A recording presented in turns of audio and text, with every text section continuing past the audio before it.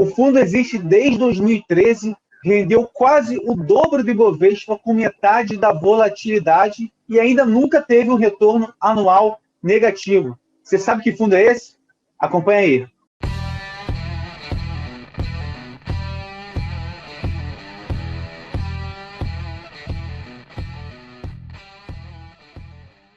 Fala pessoal, bem-vindo ao canal da Carteira Z, é um prazer tê-lo aqui conosco. Eu queria pedir para vocês, antes de mais nada, antes de apresentar o gestor, só com essa chamada aí desse fundo que a gente vai apresentar para vocês, curtissem, compartilhassem esse vídeo, que vai ser bem interessante saber a dinâmica de uma gestão, como a gente faz sempre aqui, trazendo pessoas renomadas e experientes no mercado. O canal da Carteira Z veio para agregar muito valor nesse sentido. Então, hoje estamos aqui com Luiz Constantino, sócio da Opportunity, gestor do Opportunity Long Bias. Luiz, é um prazer tê-lo aqui no canal da Carteira Z para falar um pouco sobre a casa, um pouco da estratégia, da liquidez do fundo. Vai ser bem interessante esse bate-papo aqui. Então, boas-vindas. Fala um pouquinho sobre o Opportunity para a gente, Luiz. Obrigado, Rafael. Eu que agradeço o convite. Parabéns pelo todo o trabalho que você tem feito aí de seleção de fundos. É uma honra estar falando um pouquinho aqui sobre o Long Bias. Então, me apresentar, né? Eu sou Luiz Constantino, estou há mais de 15 anos no Opportunity, né? Comecei na área de análise de empresas lá, tive uma passagem rápida pela parte de análise de risco. Em 2011, assumi a gestão de um fundo long only, né? Que é o Selection, e aí em 2013, no final de 2013, a gente montou o Long Bias, que depois a gente pode falar um pouquinho de como foi esse contexto aí, o porquê da criação do fundo. Legal, Luiz. Muito bom saber disso. E uma coisa interessante que a gente já podia passar aqui para os ouvintes é o seguinte. A gente que tem falado com muitos investidores, gestores, enfim, a gente vê que a liquidez dos fundos acaba evitando que as pessoas investam em alguns momentos, né? A maioria dos multimercados, até fundos de ações, multimercados, eles têm a liquidez em D mais 30, alguns D mais 60. E isso na crise foi muito danoso para alguns clientes que acabaram tomando a decisão de resgatar no fim de fevereiro, ali, pegando aquela porrada da pandemia do coronavírus ali e saíram no pior momento possível. Isso aconteceu com muita gente, que a gente viu, né, e a gente sabe de muitas pessoas. Então, o long bias da casa tem cotização em D mais 15, tá? E o benchmark dele é IPCA mais 6%, não é o CDI, como muita gente não gosta, com razão. E tributação de FII, né, de fundos de ações, que é de 15%. Então, fala um pouco para a gente como é que vocês conseguem manter essa liquidez de apenas 15 dias, né, para zerar a carteira. Talvez fique um pouco complicado, mas explica para a gente. E também sobre o benchmark de vocês, porque vocês decidiram IPCA mais 6. Perfeito. De fato, essa liquidez a gente entende que é uma condição super boa para os nossos clientes quando a gente olha em relação à indústria. Eu acho que vai tanto do lado do ativo como do passivo, né? Então, começando pelo lado passivo, né, o Opportunity, uma das primeiras casas, né, de gestão independente do Brasil, com sempre bastante recursos, né, de pessoas que investiram lá atrás, que têm essa confiança na gestão. Então, a gente sempre teve um passivo muito bom na casa, tanto da própria empresa como de clientes que estão com a gente há bastante tempo. Então, isso sempre deu um conforto para a gente do lado do passivo, e, ao mesmo tempo, do lado ativo, a gente sempre se acostumou a ter estratégias que não eram focadas em empresas muito pequenas, né? Então, sempre a gestão foi parametrizada com índice de liquidez muito confortáveis no lado do ativo. Então, isso dava tranquilidade para os dois lados, né? E a gente sempre viu isso como um espaço que a gente tinha para dar essa facilidade para os nossos investidores. Bom, muito bem explicado, deu para entender direitinho a dinâmica. E eu queria compartilhar uma tela aqui, Luiz, para falar sobre, mostrar tanto o retorno do fundo, tá? Aqui já tem a tela.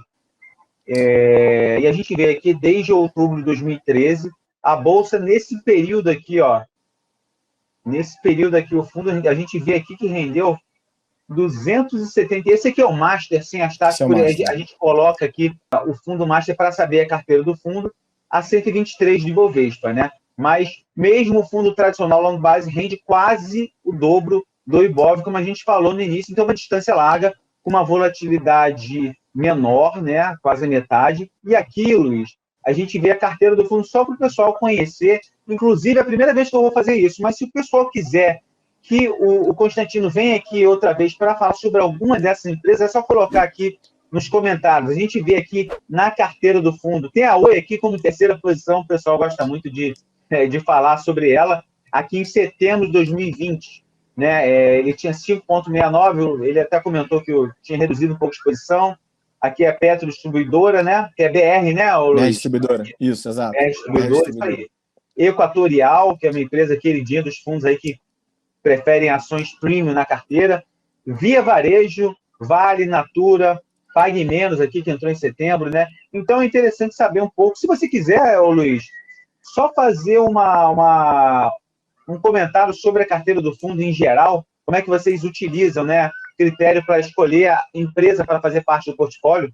Claro. Então, nosso trabalho ele é muito baseado, né, no esforço de pesquisa, né, de todo o time, de estar atrás das empresas, ficar perto, então não só, né, da CEO, CFO, mas conversar né, com diretoria, nível de gerência, né, entender ex-funcionários para questionar, né, o que a gente está escutando da empresa, se estava fazendo sentido, como é que funcionava a autocracia lá dentro, como é que era o processo decisório. Então, tudo isso, para mim, para a gente é muito importante, né, para ver como essa empresa toma a decisão, né, como que ela alinha os incentivos.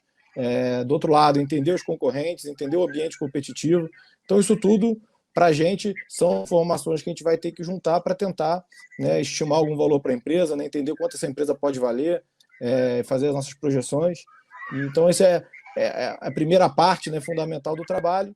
E depois comparando com o mercado, né, entendendo os riscos que a gente está assumindo, que tipo de risco, né, assim, é um risco de execução, é um risco competitivo, risco tecnológico, risco regulatório, político. Então, tudo isso para a gente é importante para ver qual o conforto que a gente tem naquela posição, olhar as assimetrias, né, se a gente estiver errado, quanto que a gente pode perder nos cenários mais prováveis na nossa visão, mudando algumas variáveis, o que a história pode ter de opcionalidade, né? O que a história pode entregar além do que a gente está colocando na conta. Então, esse tipo de coisa para a gente é importante para depois definir também o tamanho da posição. Né? Então, acho que seriam os parâmetros. A gente tenta não ter muitos rótulos, né? De só vamos investir em empresas de muita qualidade. É claro que qualidade tem muito valor, né? Só que para a gente poder ter um investimento nessas empresas, a gente tem que estar vendo esse valor acima, né, da indústria. Né? Se todo mundo estiver considerando que a empresa tem muita qualidade, tem muito potencial de crescimento, estiver na conta, não necessariamente vai ser uma posição do nosso portfólio, mas a gente toma muito cuidado também com empresas que a gente enxerga que o alinhamento está errado, que como a gente quer alongar um pouco o horizonte, né, tomar decisões um pouco mais longas ao longo do tempo, né, empresas com melhores gestão vão conseguindo te surpreender na alocação de capital. Então, esse é um pouco do que a gente usa para tomar nossas decisões de investimento. Excelente. Está aí para as pessoas entenderem, compreenderem como é que é o processo decisório dentro de uma gestão de um fundo de investimento. E aí, Luiz, eu queria saber também como é que vocês fizeram para conseguir um histórico desses, né, nesses 7, quase 8 anos. Claro que a gente sempre quer, a gente gosta na carteira de muito de históricos longos, o Dínamo, que tem quase 30 anos, acho que vocês vão chegar lá também. Mas como é que vocês conseguiram, nesse período já bem razoável, né? Quase 10 anos aí, 7 para 8, um histórico desse de nunca ter um retorno anual negativo. Fala um pouquinho sobre a estratégia do fundo dentro desse contexto. Claro, perfeito. Vou até contar um pouquinho da criação do fundo, que eu acho que ajuda a responder um pouco a pergunta. A gente já tocava, né? Eu já tocava a estratégia do long only, do selection no Opportunity, e a nossa visão era que para ter uma alocação muito grande do nosso patrimônio num fundo de bolsa, ainda mais no Brasil, né, que a gente sabe todos os ciclos, né, como às vezes são muito intensos e muito longos, né, então se a gente olhar nas últimas 2, 3 décadas, a gente teve diversas crises que a bolsa caía mais de 50%, e às vezes ciclos longos que demora para você recuperar essa queda. Então, a gente achava que a gente queria estar comprado nesse stock picking, né, mas não necessariamente você tem que estar 100% comprado em bolsa o tempo inteiro. Então, a gente queria ter um pouco mais de flexibilidade para poder atuar. E interessante que a gente achava que se a gente resgatasse de um fundo de ação para investir em renda fixa e diminuir esse risco, a gente estaria abrindo mão do stock picking e talvez em momentos, né, que a carteira até outperforma mais o índice, né? Ou seja, em momentos que a bolsa cai muito, né? Se você tem uma carteira que foi escolhida de certa forma tentar te proteger de riscos maiores, você estaria abrindo mão de um alfa, de uma estratégia que é importante para um fundo como esse long bias, né? Então, essa composição, quando a gente criou, era um pouco essa visão de poder ajustar essa exposição comprada em bolsa do fundo ao longo dos ciclos. Então, o nosso long bias ele pode ir de 20% a 120% em bolsa, então tem uma amplitude grande.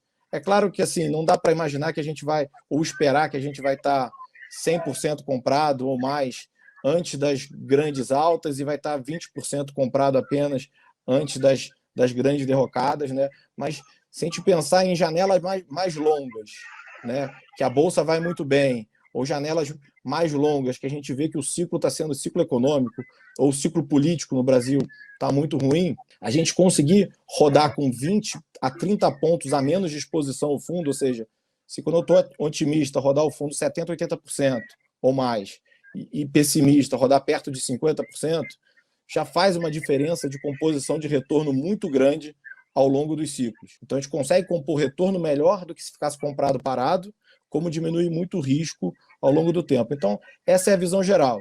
Eu acho que combina bem que, à medida que a gente reduz o risco do fundo, a nossa carteira, não necessariamente a gente reduz ela, então a gente tem essa diferença da carteira contra índice, uma cesta short que a gente faz, que eu posso explicar melhor também como a gente faz essa gestão do direcional, que, como eu falei, eu acho que em momentos, às vezes, muito críticos para a Bolsa, a carteira consegue outperformar bem também, então ajuda nessa composição de retorno nos diferentes momentos do ciclo.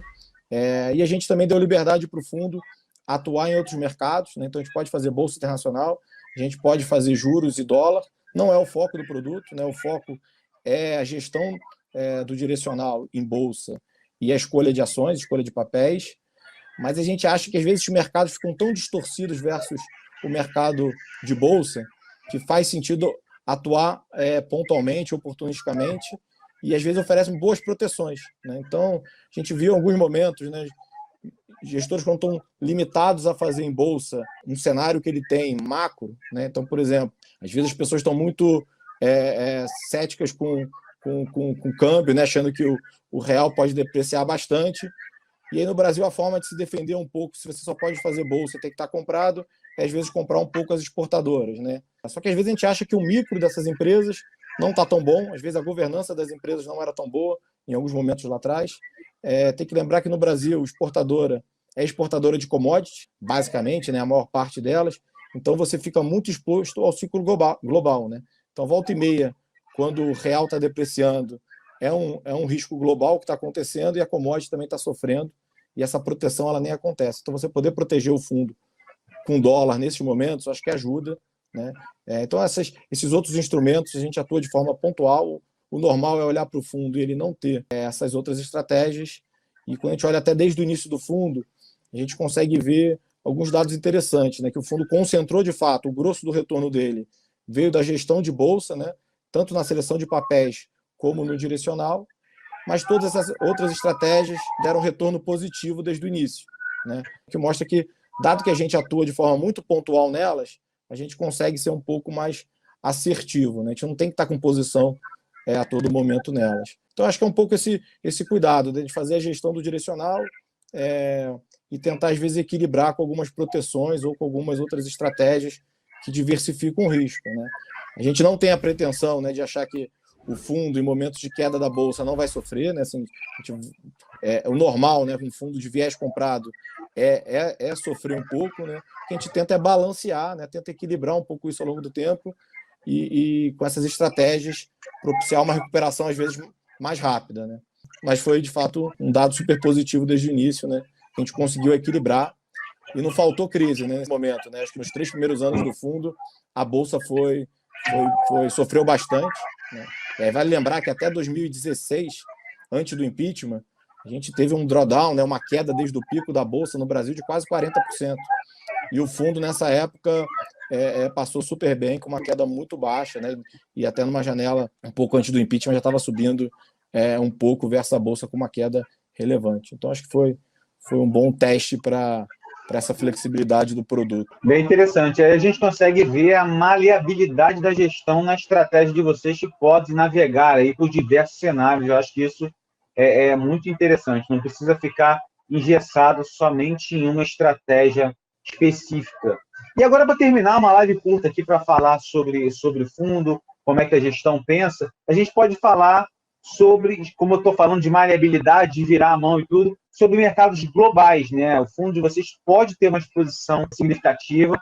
Como é que está essa posição hoje em mercados globais e como você enxerga essa contribuição dessa parcela para a estratégia do fundo no futuro? Ótimo. Essa parcela, acho que ela serve para combinar em alguns momentos, né, que a gente enxerga que o risco lá fora está melhor do que está correndo muito risco aqui em Brasil. Né? Então, por exemplo, ao longo de 2020 foi super importante, né, depois da grande queda ali, até meio de março, né, a gente tinha reduzido um pouco a exposição do fundo, e naquele momento tinha tanta incerteza, né, de como seria, quanto tempo ia demorar as quarentenas, como que seria a capacidade dos governos estimularem as economias, que formato seria a recuperação, né, como que seria a saúde das empresas, né, nessa retomada.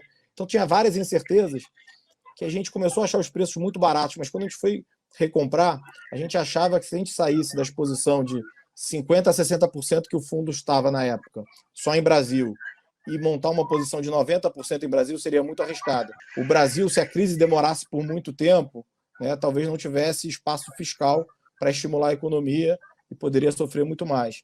E a gente enxergava, né, nos Estados Unidos uma diversificação super importante do risco. Seja uma diversificação do ponto de vista de ciclo da doença, né, as contaminações poderiam evoluir de forma diferente, capacidade de testagem, capacidade depois, né, de fazer o fiscal necessário, né, para tanto o balanço das famílias, né, como o balanço das empresas estarem saudáveis, né, pós a crise, estarem em capacidade de ter uma recuperação.